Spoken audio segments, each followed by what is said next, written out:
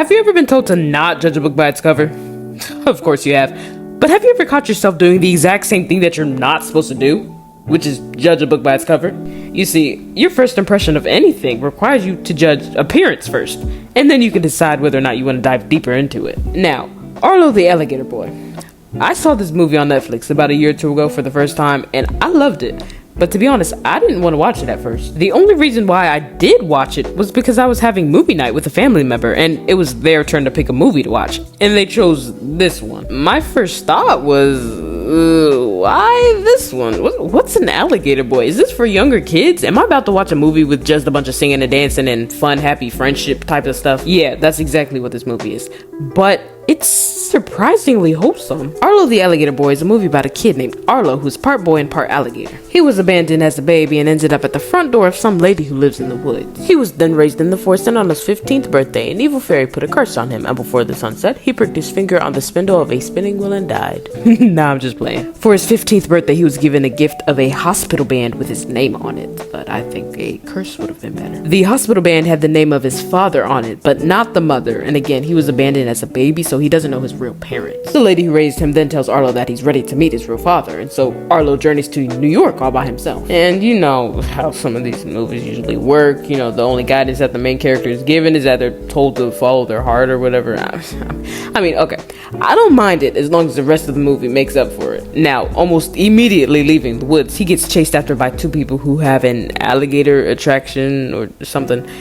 They chase Arlo, but he's saved by a very tall lady named Birdie. Birdie saves Arlo for no other reason other than to keep the story moving. Birdie literally came from literally out of literally nowhere. Literally. It's like she was just waiting for Arlo to get chased or something. I mean, I'm not complaining because, I mean, if I was an alligator and I was being chased by alligator hunters or whatever, I would want some random tall lady to save me. Absolutely. I'm not jealous of Arlo or anything. I'm just saying. I'm just saying. All of their interactions together from the beginning to end were just straight up wholesome. It's just wholesome. I can't complain. I'm not jealous. I'm just saying. I'm just saying. Now, Birdie continues on the journey with Arlo, and they end up stopping at a barn where they find some people gambling on a fight. This is where we meet Alia, Tiny Tony, and Felicia. These three chill together, scam people, and make money.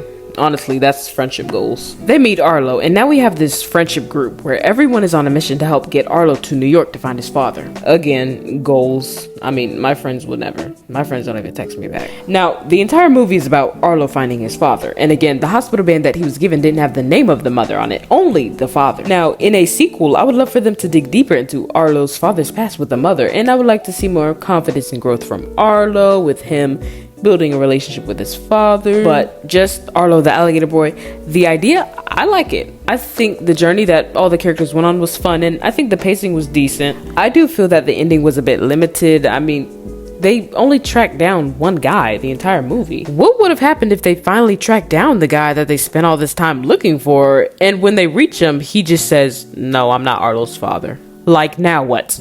I mean, the problem I have with the story is that they were just chasing one guy, and I feel the movie could have been more exciting and we could have had some more adventurous moments if our characters had more than one suspect. Who could be Arlo's father? I don't know. It could be this alligator over here, or it could be this random guy from New York who plays music in the streets, or it could be this rich white dude who just owns half of New York and hates kids.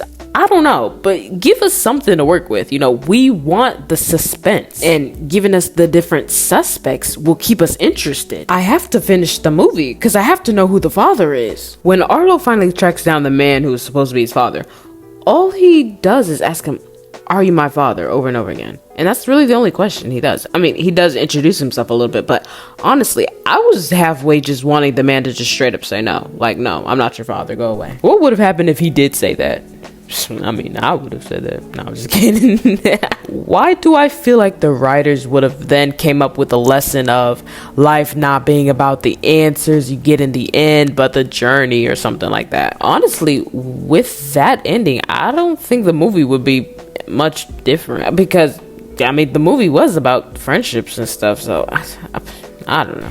Overall, I was pleasantly surprised about this movie because, again, at first glance, I thought I wouldn't be interested in a kind of movie like this. The crazy thing is, I was thus judging Arlo, which is what many of the bad characters in the movie did. They judged Arlo before getting to know him.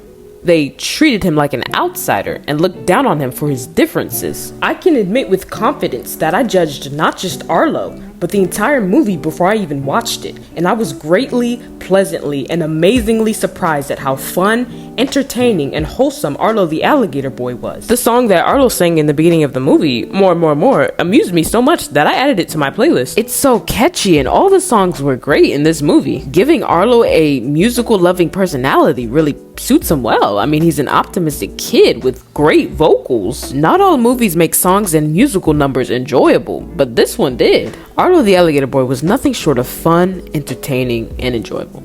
I wrongfully judged this movie before I even saw it, and I'm so glad I didn't choose what movie to watch when I was having family movie night. Because knowing me, I would have just chosen something that I'd already seen before. For what it's worth, this movie is a wholesome masterpiece that can be enjoyed by kids, families, anybody. And it'll have you still singing after the movie's over. It will leave you wanting more, and more.